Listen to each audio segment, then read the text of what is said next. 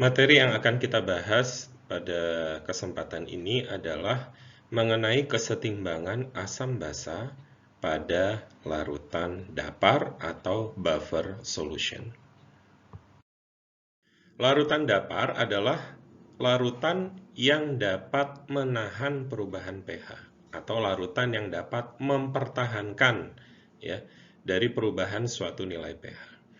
Larutan dapar atau buffer dia dapat menahan atau mempertahankan nilai pH ya dengan cara menetralisir apabila ada penambahan asam atau ada penambahan suatu basa. Larutan dapar ya mengandung sejumlah tertentu dari asam lemah dan basa konjugatnya, atau bisa juga di dalamnya terkandung ya basa lemah dan konjugat asam konjugatnya.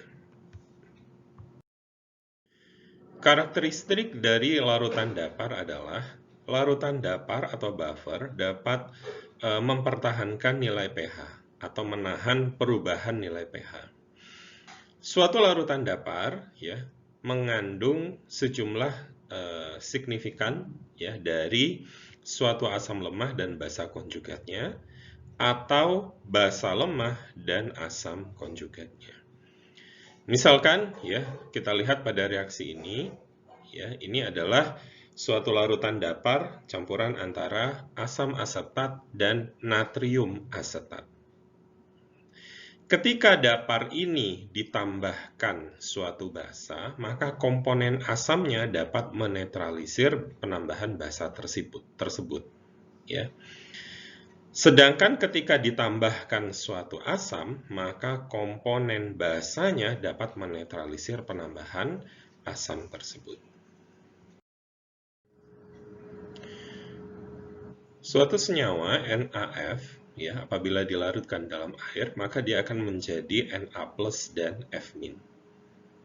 Ketika NaF ini ditambahkan ke dalam HF ya, yang mana HF ini di dalam larutan terdisosiasi menjadi H+ dan F- dan berada dalam kondisi kesetimbangan, maka ketika NaF ditambahkan ke dalam HF, maka akan terjadi suatu efek yang disebut sebagai common ion effect. Ya. Yang dimaksud dengan common ion effect yaitu pergeseran posisi kesetimbangan yang terjadi karena penambahan ion yang sudah terlibat di dalam reaksi kesetimbangan. Jadi, ketika terjadi reaksi kesetimbangan HF ya menjadi H+ dan F-, ketika kita tambahkan NaF ke dalamnya, maka akan ada penambahan ion F- yang berasal dari NaF. Maka F- bertambah di sini, maka posisi kesetimbangan akan bergeser. Ya. Sehingga ketika ini bergeser ke arah kiri, maka akan lebih sedikit ion H+ yang tersedia. Nah, efek ini membuat larutan antara NaF dan HF menjadi kurang asam dibandingkan hanya HF saja. Kita ambil contoh misalkan CH3COOH ya. Kita ukur pH-nya adalah 2,9. Kemudian natrium asetat kita ukur pH-nya 8,9. Ketika natrium asetat ini kita tambahkan ke dalam CH3COOH, asam asetat, maka asam asetat ketika kita ukur pH-nya, maka pH-nya menjadi kurang asam dibandingkan hanya asam asetat saja, yaitu pH-nya menjadi 4,7. Inilah yang disebut sebagai common ion effect. Bagaimana cara menghitung pH dari suatu larutan dapar? Kita bisa menggunakan suatu persamaan yang dinamakan persamaan Henderson-Hasselbalch, yaitu pH sama dengan pKa plus log konsentrasi basa per konsentrasi asam. Yang mana basa di sini yang dimaksud adalah konjugat basa dari suatu asam, dan yang dimaksud sebagai asam adalah konjugat asam dari suatu basa. Contoh perhitungan ya. Hitung pH dari larutan dapar ya. Yang mana larutan dapar ini merupakan campuran dari 0,05 molar asam benzoat dan 0,15 molar natrium benzoat.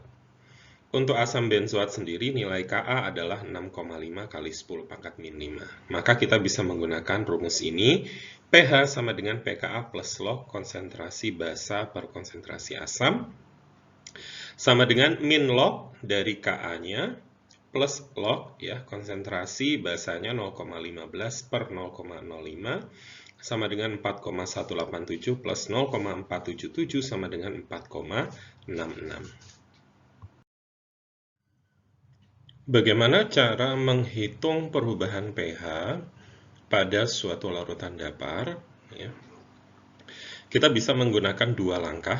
Yang pertama, kita hitung secara stoikiometri, yaitu kita hitung bagaimana penambahan dari asam atau basa itu dapat mengubah ya, jumlah relatif dari suatu asam dan konjugat basanya. Kemudian tahapan yang kedua, kita lakukan perhitungan secara kesetimbangan. Ya. Yang kita hitung adalah perhitungan pH berdasarkan jumlah asam dan konjugat basa yang baru. Ya. Sebagai contoh, ya, 1 liter larutan datar yang terdiri dari 0,1 molar asam atau Ha dan 0,1 molar konjugat basanya amin. Konsentrasi Ha sama dengan konsentrasi amin, maka pH sama dengan pKa-nya. Hitung pH dari larutan setelah ditambahkan 0,025 ya, mol asam kuat H+. Ya, kemudian kita bisa membuat asumsi bahwa perubahan volume dari penambahan asam ini bisa kita abaikan. Nah, tahapan yang pertama kita lakukan perhitungan stoikiometri dulu. H+ dari penambahan asam ditambah amin. Amin ini adalah basa pada buffernya membentuk Ha. Ya, maka kita buat persamaan reaksi seperti ini. Kemudian kita tentukan sebelum penambahan, pada saat penambahan, dan setelah penambahan. Sebelum penambahan, ya H+-nya 0, aminnya 0,1, dan Ha-nya 0,1. Ya. Kemudian yang kita tambahkan adalah 0,025, maka setelah penambahan, amin akan menjadi 0,075 dan Ha akan menjadi 0,125 mol.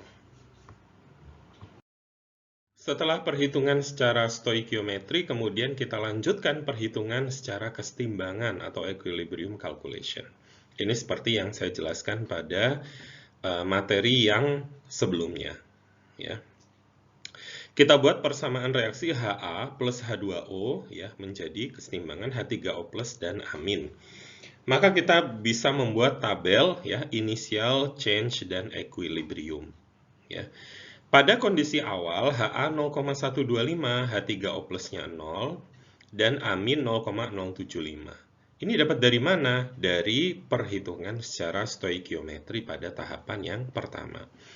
Kemudian perubahannya adalah min X, plus X, dan plus X.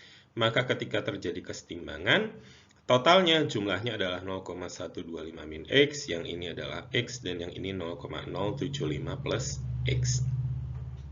Maka kita bisa hitung berdasarkan rumus Ka sama dengan konsentrasi H3O plus kali konsentrasi amin dibagi konsentrasi Ha. Ya. Kemudian dari hasil perhitungan ini, ya, bisa kita coret nilai X-nya. Kenapa?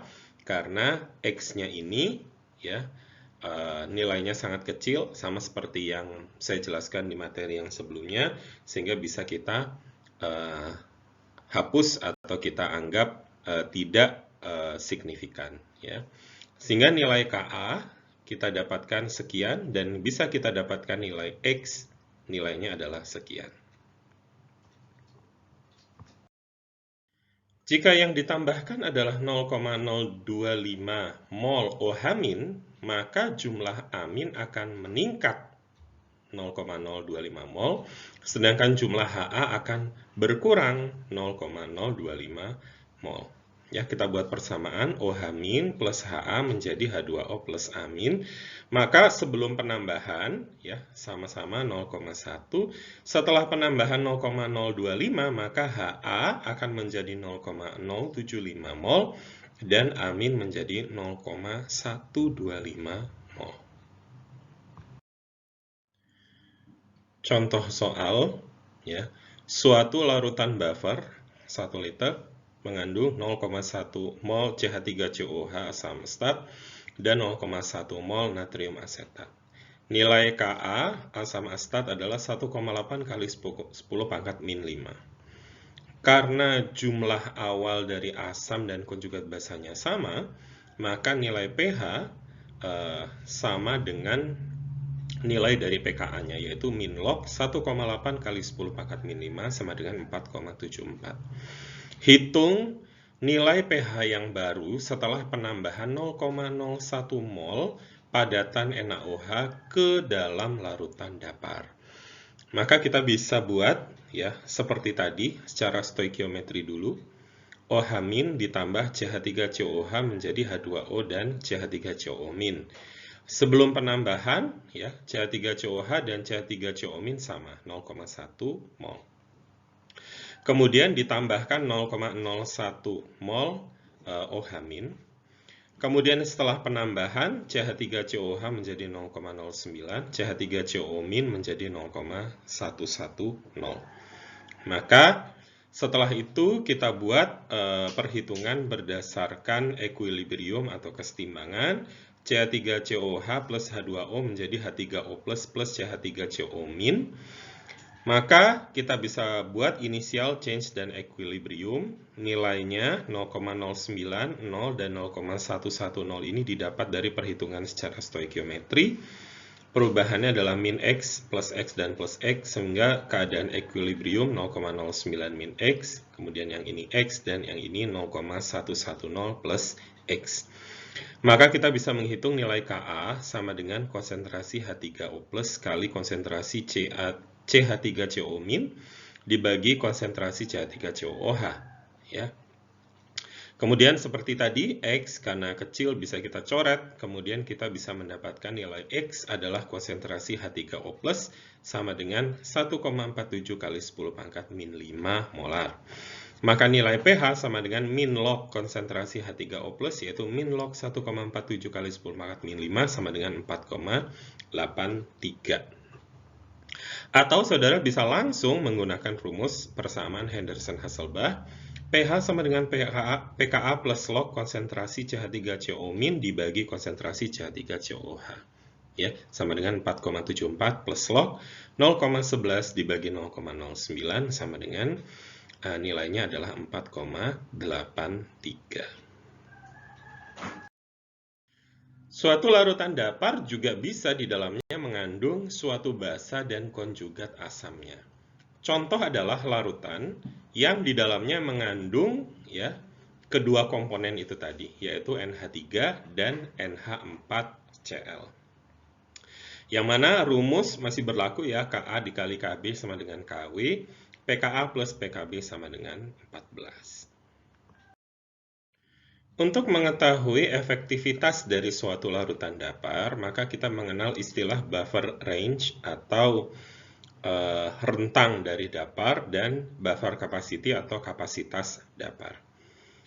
Faktor-faktor yang mempengaruhi efektivitas dari suatu larutan dapar adalah yang pertama, jumlah relatif dari asam dan konjugat basanya.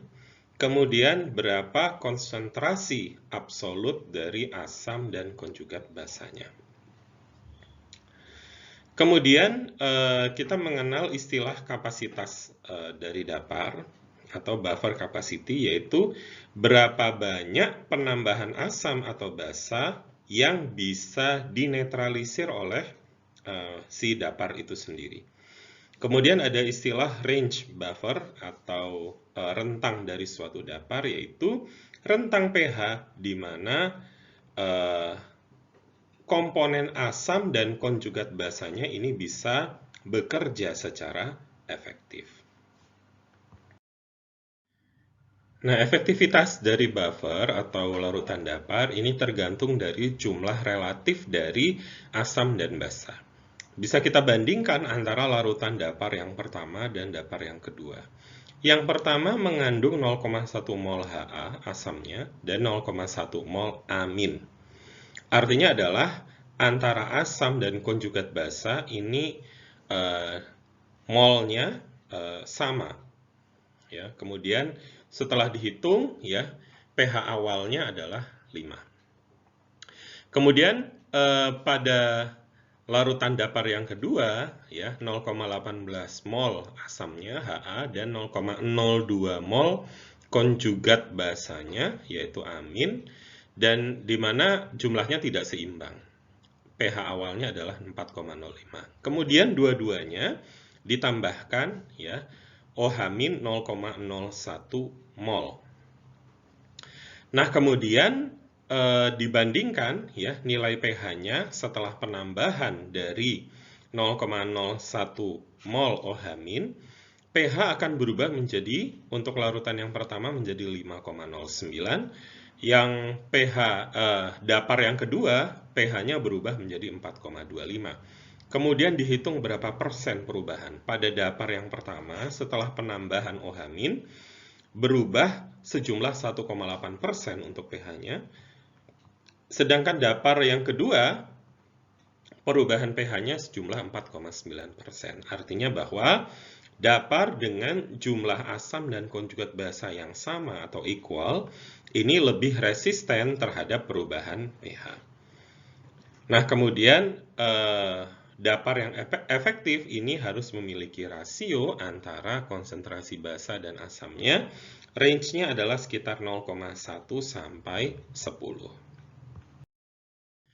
Kemudian efektivitas dari suatu larutan dapar ini tergantung dari konsentrasi absolut dari asam dan konjugat basa. Contoh antara dapar yang pertama dan dapar kedua, dapar pertama 0,5 mol Ha dan 0,5 mol amin. Sementara dapar yang kedua konsentrasinya lebih kecil dibandingkan yang pertama yaitu 0,05 dan untuk Ha dan 0,05 untuk amin. Kemudian ditambahkan dua-duanya OH- 0,01 mol. Kemudian dilihat perubahan pH-nya. Persen perubahan pada dapar yang pertama adalah 0,4%. Sedangkan persen perubahan pada dapar yang kedua adalah 3,6%. Artinya adalah bahwa dapar dengan jumlah asam dan basa, konjugat basa yang lebih besar, ini lebih resisten terhadap perubahan nilai pH. Kemudian efektivitas dapar terkait dengan buffer range dan buffer capacity. Seperti yang saya sampaikan tadi bahwa buffer range rasio yang terbaik adalah antara konsentrasi basa dan konsentrasi asam adalah 0,1 sampai 10. Maka batas bawahnya nilai pH adalah pKa-1 dan batas atasnya adalah pH sama dengan pKa plus 1. Sehingga range efektif atau rentang efektif dari sistem dapar adalah 1 unit pH. Bisa di bawah atau di atas dari nilai pKa. Kita dapat menggunakan asam lemah dengan pKa 5 dan juga konjugat basanya untuk menyiapkan buffer atau dapar pada range pH 4 sampai 6. Kemudian kapasitas buffer adalah jumlah asam atau basa yang dapat kita tambahkan ke dalam suatu dapar tanpa menyebabkan perubahan yang besar dari pH. Kapasitas buffer ini ya bisa meningkat dengan peningkatan konsentrasi absolut dari komponen buffer. Dan juga kapasitas buffer ini meningkat dengan konsentrasi relatif antara masing-masing komponen ini equal atau sama satu sama lainnya. Seperti yang saya jelaskan di slide sebelumnya. Baik, sekian penjelasan untuk materi ini. Terima kasih.